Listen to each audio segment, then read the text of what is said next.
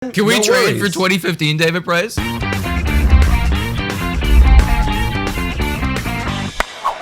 Hello, everybody, and welcome to Blue Jays Today, where we always have something to say about the Blue Jays. I'm your host, Nicholas Playlog. And I'm your host, Adam Peddle. And today, guys, a lot of you guys have been wanting to see this. David Price.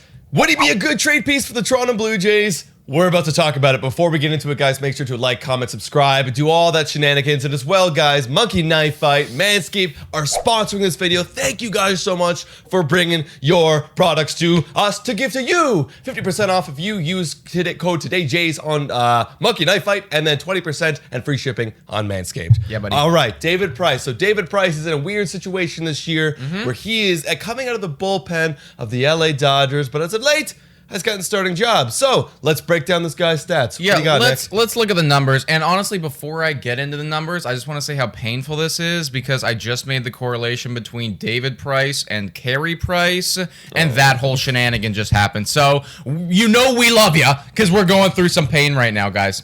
But we all know David Price because obviously 2015 came to the squad, was elite, 9-1, had a 2.3 ERA with the squad. And then he went off. He went to Boston 2016, 2017, 2018, 2019. He was with them. He was pretty good. You know, it's like mid-3 ERAs right up until that 2019 spot where he kind of got hurt, had a low 4 or mid-4, I guess, 4.28, and kind of got hurt. And then in 2020, he sat out. And he also was a big part of that Mookie Betts deal to the LA Dodgers. He was kind of a piece. And the Boston Red Sox kind of unloaded him. They didn't really want him anymore. So they're paying for half of his contract right now, which is a lot. Adam will get into it. But the LA Dodgers don't really have him in the starting rotation yet. You said they're starting to do it. Yeah. But he's started this year in the bullpen. He's got an ERA of 3.31. That's over 16.1 innings, 19 strikeouts. He's won one game, so that's positive.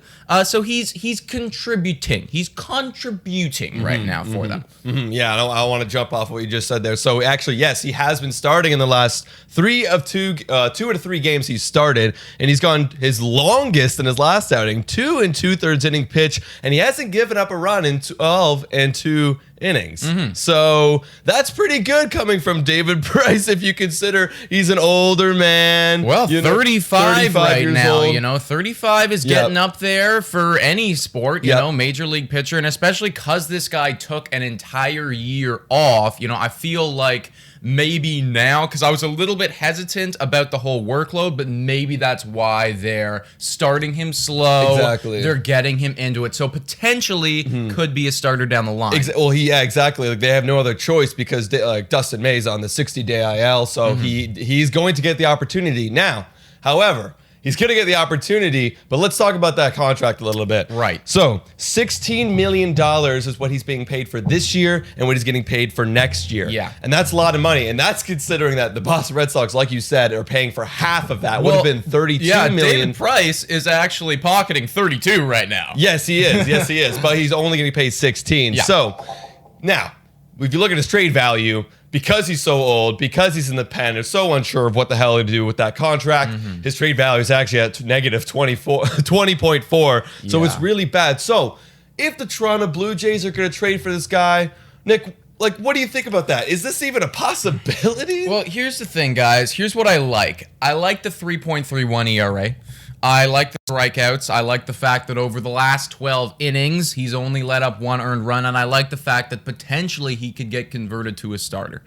But as of right now, $16 million because he's signed through next year, so we would have this guy for 2022, and we'd probably be paying a decent chunk this year as well.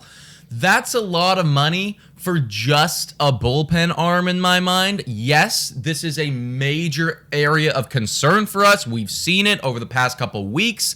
But I also don't know if I'm ready to shell out that much money for a guy who will be 36 next year and hasn't shown me yet that he can pitch more than 2 innings a start, you know? Yeah. So I think for me, it's critical the next couple weeks that he transitions to that starter And if he does and he's really good, maybe we can reevaluate then. What do you think? Yeah, that was literally what I was going to say, is that if he does become a starter, absolutely 100%. However, I think that the LA Dodgers might, because he's such an unattractive contract in an unattractive situation, they might have to flirt with the idea of paying another half of his last 16 million. Wow. So like we would get a deal next year, like only 8 million. If that's the case, that's good, because our rotation, we're going to be missing, so far missing Mats and Ryu. So that's two holes. No, sorry, not Ryu, Mats and Ray. So that's two holes that we're missing so far for next year to bridge over some of our young guys.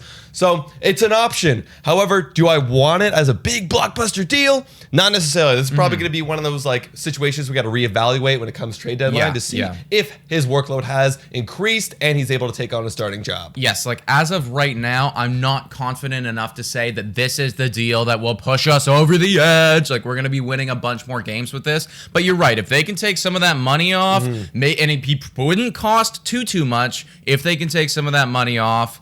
And maybe if he can get himself worked up to that, he would be a good guy to have signed through 2022 if he can start for us. Exactly. And guys, so what do you think after all this information? Are you still on the David Price train? Are you hoping he goes back to 2015 form? Let us know. Yeah. Let us know, because I mean, that would be then. Can we trade for 2015 David Price? Is that an option? Impossible. It's impossible. So, guys, let us know in the comments down below. Yeah, guys. And you can also check us out on Spotify, Breaker, Anchor, Radio Public, and Google Podcasts. Also, today, JAYS is our code for Monkey Knife Fight and for Manscaped. $3 a month to become a Patreon member. You can call into this show. Shout out and thank you to all of our Patreon members who have already done so. And also, too, if you love this content, then we would just appreciate a nice like and a solid subscribe. Yeah, absolutely. And guys, thank you so much for watching. And go, JAYS, go!